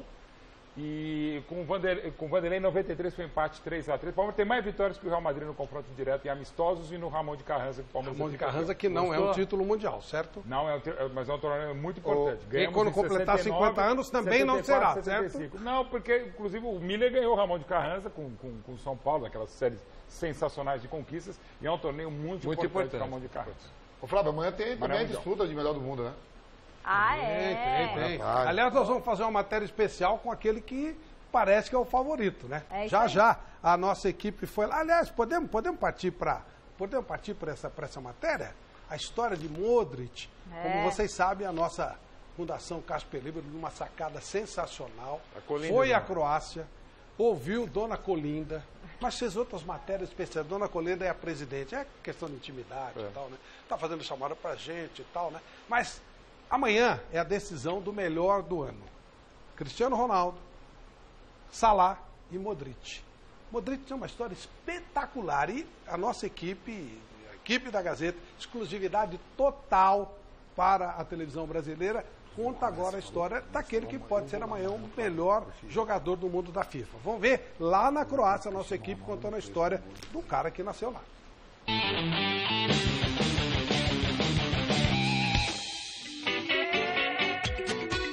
O pôr do sol de Zadar é famoso, considerado um dos mais bonitos do mundo. Mas tanta beleza esconde histórias sombrias. Boa parte dos conflitos principais entre sérvios e croatas durante a guerra aconteceram na região e marcaram toda a geração de Luka Modric. O camisa 10 da Croácia nasceu num vilarejo chamado Modric, que deu origem ao sobrenome da família e que fica a cerca de 40 quilômetros aqui de Zadar. No começo da guerra, o avô do jogador foi assassinado por paramilitares sérvios e o então garoto de 6 anos fugiu, junto com o pai, a mãe e a irmã, numa caminhada que durou 2 dias pelas montanhas. Quando chegaram aqui a Zadar, eles passaram a morar no Hotel Kolovari, que durante esse período serviu de abrigo para os refugiados da guerra. Ksenia Kardum é a funcionária mais antiga do hotel. Trabalha no local desde a fundação há 44 anos.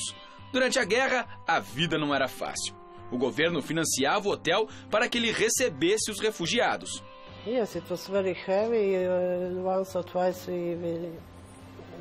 we have been rolling by the bomb. One bomb has come from the 3rd floor under the reception. And then through the corridor, go down the beach, and unfortunately one woman has died in this time. And every time when the alarm goes, all the refugees, all the guests, all who were in the hotel, they are going down on the basement. But each time happened something, because it was very stressful for the people, for the old people also. A camareira do hotel faz questão de mostrar o salão no subsolo, que na época da guerra era usado como porão para proteger as pessoas.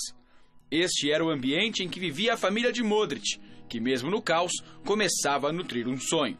It's funny because there were so many other children. But Luka, for me, was special because his father, I always said that I respect his father. His father always support Luka and have time to go with him to play football. He had a football ball, was greater than Luka.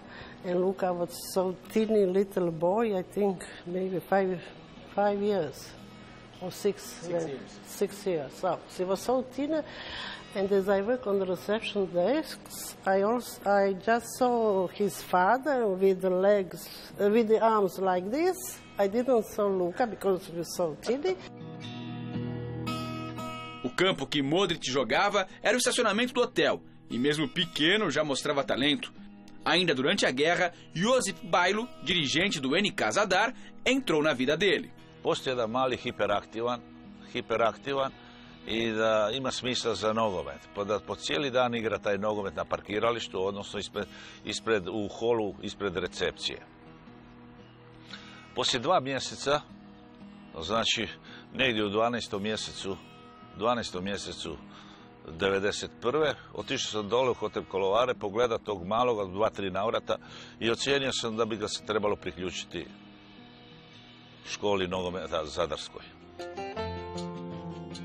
Era o começo da carreira de Luka Modric. Este é o estádio onde tudo começou. Mas naquela época não havia a tranquilidade dos dias atuais. A mislim, to je tako i bilo, ništa to niti dodati, niti oduzeti. Ovdje je dnevno padalo do 500 granata, jel? Neprijatelj ili agresor, kako hoćete, velikosrpski, bio je 7 km do 10 udaljeno od Zadra. I granate su padale po cijelom gradu. Granate su i na igralištu nekoliko granata bilo palo, ovdje je palo, jel? Ali čim se alarm oglasio, sigurno da su treneri koji su radili, odmah su i djecu povukli dole u podrumu i tu bi čekali dok opet signal ne bude. Pa moj život tijekom rata također nije bio jednostavan i ja sam morao, isto kao i Luka Modrić, otići iz moje rodne kuće, iz jednog manjega mjesta pokraj Zadra.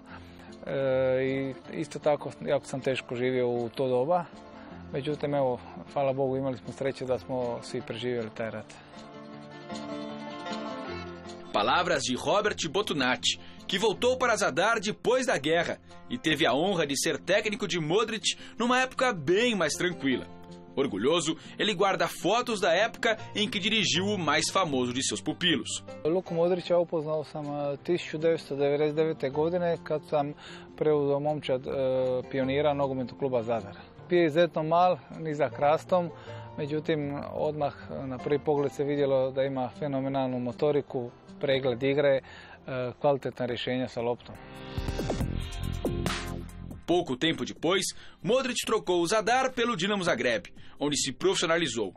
De lá foi para o Tottenham e do Tottenham para o Real Madrid. Se tornou um dos maiores jogadores do mundo, talento moldado na guerra. And you see with the players such as Modric, for instance, he's witnessed his grandfather shot before his eyes. And many other players have witnessed different atrocities and have been displaced persons or refugees at one point in life or another. But they put that behind, and in a way that's made them stronger. And I think that we're in the game, and when they're playing the top nations in the world, they're probably thinking, you know, I've had it worse. I've had really life-threatening situations in my life. I survived. My nation survived. One of the moments that was so emotional for me, when I really broke down, and you remember that the rain came pouring down, etc. I almost didn't even notice the rain.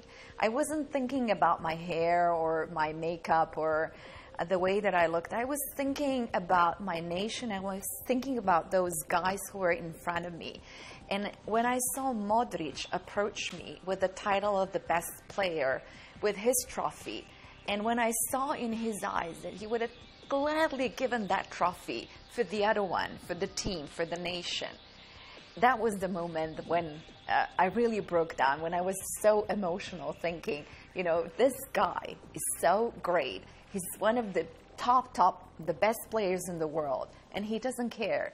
he would have preferred for Croatia to have won the game than for himself to have won the trophy.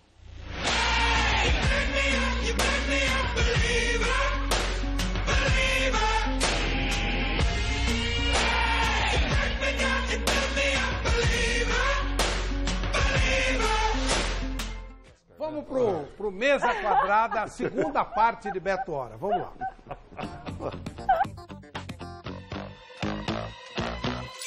Se você for analisar o ato de jogo, a gente tá cansado. Na semana passada você acompanhou um show de imitações de Beto Hora no Mesa Quadrada. E agora você curte a segunda parte dessa resenha sensacional. Viva, né? Acabei de falar. Você lembra da sua primeira imitação? Você lembro. Quando você pegou e fez assim, eu lembro. Imitou, você eu lembro, sem querer? Eu lembro da minha primeira imitação e lembro o que aconteceu com a minha primeira imitação. Era o Gil Gomes. Era amanhã, cedo. Todo mundo dormia naquele bairro. O bairro em voga era a aclimação. 7 da manhã. Frio. Fazia um frio, filha da mãe. Maria saiu de casa para trabalhar. Ela trabalhava.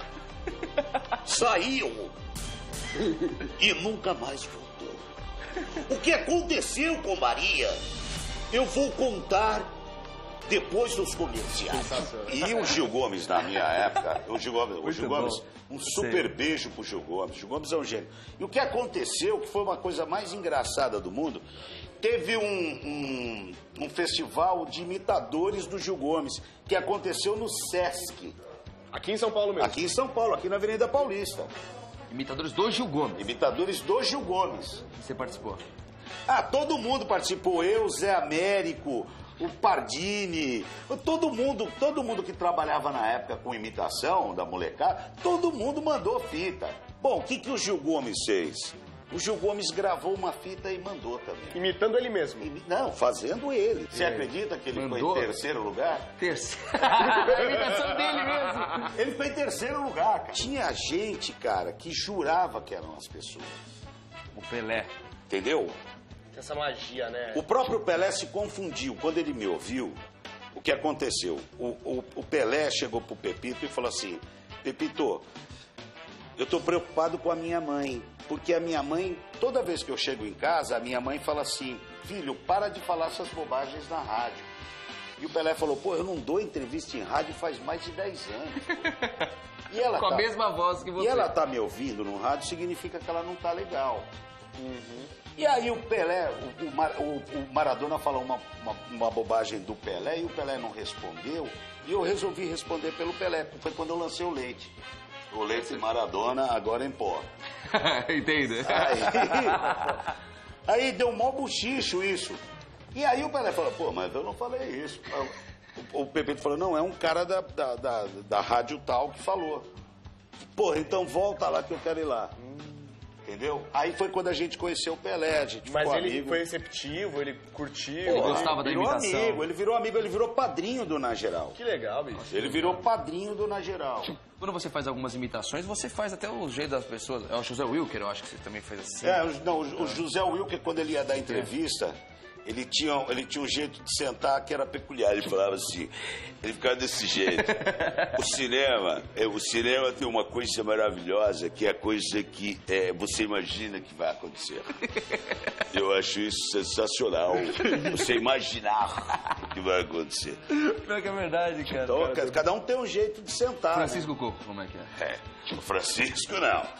O Francisco é impossível ficar parado. Ele é amigo do Maradona, né? Adoro os jovens. Eu imitei uma vez, não sei se vocês se lembram de um locutor que tinha no Rio de Janeiro chamado Jorge Ramos. Que era o que fazia a voz de cinema. Exatamente. Domingo, E aí o Cal Hamburger fez o filme do Castelo Rá-Tim-Bum e pediu pro Arthur Minassian, o Tula, para que eu fizesse a voz do Jorge Ramos para fazer o trailer do filme. O Jorge faleceu, acho que ano passado. Faleceu ano passado. E eu fiz. Você vai ver um filme incrível. Cal Hamburger apresenta Castelo Rá-Tim-Bum. toda a turma do Castelo. Porra, cara, mas eu fiz aquilo ali. Pô, o meu trabalho é esse. É imitar as pessoas. Pô, o cara ficou bravo pra caramba. Mandou um e-mail pra todo mundo, fraude na publicidade. Então foi a única pessoa que não curtiu a brincadeira. Mas eu entendi depois que, pô, era o ganha-pão do cara era esse, né? Então ele encarou... De certa forma, você tomou o lugar dele. Mas... Na apresentação. Mas... De resto... Nunca tive problema com nenhuma imitação, nunca tive problema com ninguém. Já tive... Todo mundo teve problema com Clodovil. Ah, é? Todo mundo que conheceu o Clodovil. Todo mundo teve problema com o Clodovil. Imitar o Clodovil era uma coisa muito difícil. Mas ele nunca foi indelicado comigo. Muito pelo contrário. Quando a gente estava fechando o contrato com a Bandeirantes, a gente foi para uma pizzaria no Planalto Paulista, uma pizzaria linda, não lembro o nome. E ele estava na pizzaria, estava todo o staff da Bandeirantes, e ele colocou a mão no meu ombro e falou assim: pensa bem o que você vai fazer, porque não tem volta depois. Você ficou arrepiado. Então assim, mas ele nunca foi dele, mas ele não gostava, ele realmente não gostava de alguém imitasse ele. Trabalhou na Gazeta, ele teve um Sem dúvida. Eu fui lá, eu fui lá no programa, eu, Lélio e o Zé Paulo. Uma boa noite para vocês, que tudo corra com a mesma alegria que nós sentimos quando a gente começa o trabalho para vocês.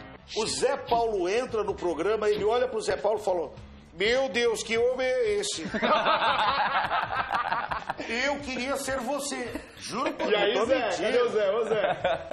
Ô, Zé? O Zé ficou branco. O Zé ficou branco. Vamos para o nosso novo quadro? Vamos para o novo quadro. Qual a nota para essa imitação? Marina Silva.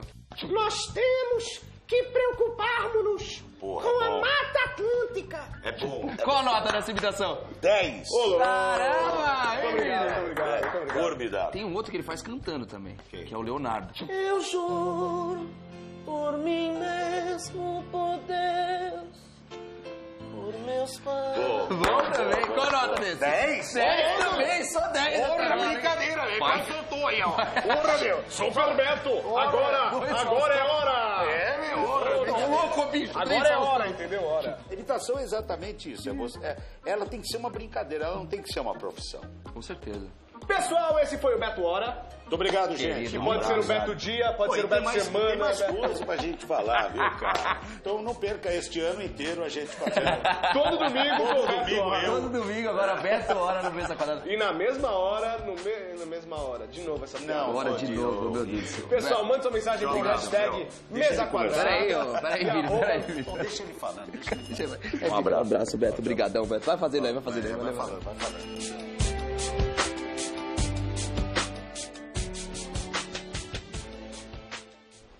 Muito legal. Michele, e as nossas fotos? Olha só, bastante gente mandou foto pra gente, então agora eu vou colocar aí quem mandou nosso WhatsApp, 994791633, Giovana Pinheiro, filha do seu Joaquim. Põe na telinha, olha só, o São Paulino Wagner Souza e a família lá no estádio do Morumbi. O papai Carlos e a filhota Vitória acompanhando Mesa Redonda aqui de São Paulo. Um beijo pra vocês. Os palmeirenses Luizão e o filho Felipe, também de São Paulo. Os corintianos Rogério, Bolacha e Gordinho em Itaquera, eles são do Jardim São Savério. E o Nilson do Tatuapé curtindo o jogo lá no Allianz Parque. Muito obrigada aí pela participação de todos vocês. E tem uma pergunta aqui, muitos palmeirenses mandando perguntas para o Mauro Betting, e eles perguntam aqui para o Mauro se ele prefere o Felipe Melo jogando ou não jogando. O que você acha? Porque ele é um pouco imprevisível e pode acabar prejudicando o time em campo. Desde a expulsão com maturidade de Teletubby dele contra o Cerro Porteiro, ele estava jogando bola. Eu prefiro o Felipe Melo jogando esse futebol desde então, e no momento que acaba o jogo, se ele pudesse sumir, não falasse mais nada, inclusive na entrevista pós-jogo, seria melhor. Então, ele jogando a bola que ter jogado desde o jogo contra o Cerro. Você colocará ele contra o Real Madrid? É como se o Palmeiras chegar até lá, né? Se o Palmeiras isso também aí chegar pra mim final, já está resolvido. Não jogando o Cristiano Ronaldo, já fica. fica. Não, ele é um jogador experiente e tal. Ele pode fazer muitas coisas. Inclusive não acabar o jogo. De repente, vai que ele é expulso, mas leva junto o Modric, o Asensio, o Bale, o Benzema. Já que estamos falando de Palmeiras, de Real Madrid, vamos falar da Portuguesa. Portuguesa, depois que ela fez aquele esquema lá, né, que não caiu e passou a vaga para o Fluminense, e nunca se apurou isso, ela só está fazendo assim, ó. Ela está disputando a Copa Paulista e precisava ganhar para ter calendário para o ano que vem.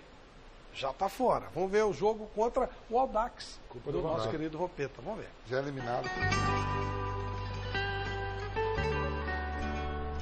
Você acompanhou aqui no Mesa Redonda a reportagem especial sobre a dramática situação da Portuguesa, na semana em que completou 98 anos de vida.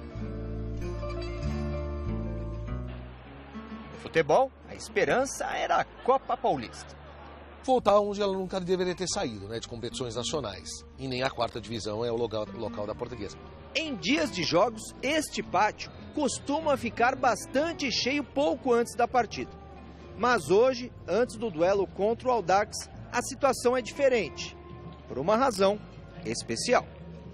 Acompanhe a situação no grupo antes da última rodada. Ituano 23 pontos, Juventus 20, Atibaia 19 e Audax 19. Os 4 primeiros se classificam. A Portuguesa, com apenas 15, já estava eliminada. A partir de agora, serão 5 meses sem futebol. E este jogo, no Canindé, marcava uma triste despedida. Eu, na verdade, vim me despedir do clube, porque eu estou indo morar fora do país e eu precisei vir aqui para me despedir do estádio, me despedir da torcida, do time, porque eu vou sentir muita falta. Só de falar eu fico emocionado. Com bola rolando, parte da torcida protestou contra o presidente Alexandre Barros.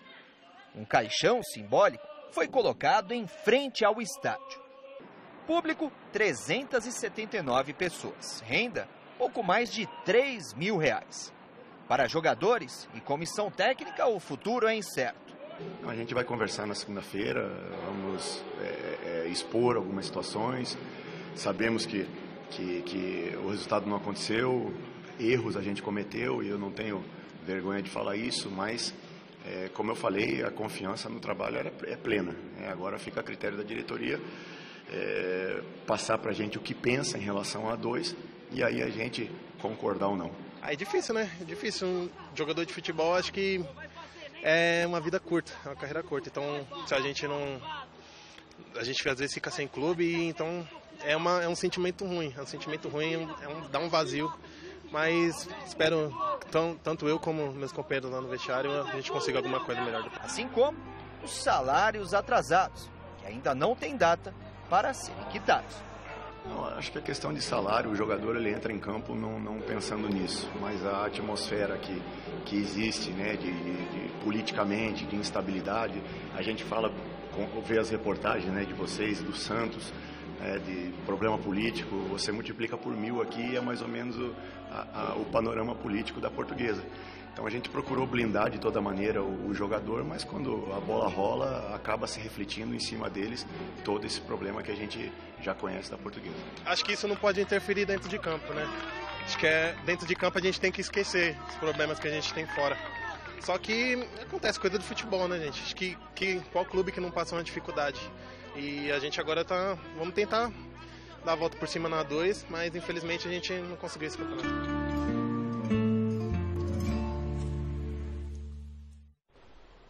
Falou que estava se despedindo do clube, é bem provável mesmo, né? Eles não são jogadores da Portuguesa, são pais de família. Então o salário atrasado não justifica, mas está cheio em clubes aí do Brasil, pseudos clubes, né? Porque vários deles deixaram de ser. Então fala, tem que manter a tradição. Tradição do quê? Fluminense. Tradição do quê? Fluminense. Exatamente. Fluminense. Tradição do quê? De clubes tradicionais que estão em nome, tá com empresários, estão com políticos, que fazem esse tipo de coisa. A energia da Portuguesa é absolutamente negativa. Depois do que foi feito com o Fluminense, e ninguém foi punido, enquanto não houver uma punição, só vai afundar e vai acabar fechando. Porque realmente, tá certo, Vampeta? São pais de família, os caras têm que botar dinheiro em casa. Você vê que, pelo um erro ou uma conspiração, um atleta entrou por causa de um cartão amarelo, onde a luta foi parar. E não é só isso, né? Quer dizer, muita coisa, e não é só de fora para dentro. Intestino, na pior acepção do termo intestino. Muita gente da Portuguesa tungou a lusa. A gente sabe das dificuldades financeiras, econômicas, não só do futebol, de outras instituições, mas o que está acontecendo com a Portuguesa não é acaso. É que o limite dela era menor. Vários menor. Clubes são tungados, ou quase todos. Só que você tem um patrimônio maior, você tem uma torcida maior. No caso aí o limite era muito pequeno. Tem como ainda se reverter o jogo exatamente pelo patrimônio, vários projetos, mas as dívidas trabalhistas são jogadas. Assim, a equação é muito complicada e é muito, assim, não dá para ver um futuro, a gente só lembra do passado e pelo menos para mim é muito doloroso. O que acontece com a Portuguesa é muito dolorido. Já teve 120 mil sócios. Agora seria uma grande oportunidade de virar o primeiro clube empresa. Traz aí um árabe, vende, vira um clube empresa, aí salva. Aí pega todo dia, paga todas as dívidas e vira um time de futebol. Vira uma coisa séria. Aí vai ser maior que todos os outros. Primeiro clube empresa que tiver cara de fora, botando grana e fazendo a coisa funcionar, fica maior que todos os outros. Outras vezes foi tentado, ainda na época do Pão de Açúcar, não só Pão de Açúcar, outros grupos tentaram, o Audax mesmo. Enfim, precisa mudar muito. Mas não, quero uma coisa mais, sabe, um Abramovich chegar e resolver, virar time de futebol, fazer uma coisa séria que não temos nenhum aqui no Brasil. Primeiro que fizer, vai fazer diferença. O resultado final da nossa enquete do site gazetesportiva.com, qual vai ser a final da Copa do Brasil, e o pessoal está apostando em Corinthians e Cruzeiro, 41% dos votos, Palmeiras e Flamengo 32%, aí Flamengo e Cruzeiro 14% e Corinthians e Palmeiras só 13% dos votos. 3? 13. Então coloca o meu aí também.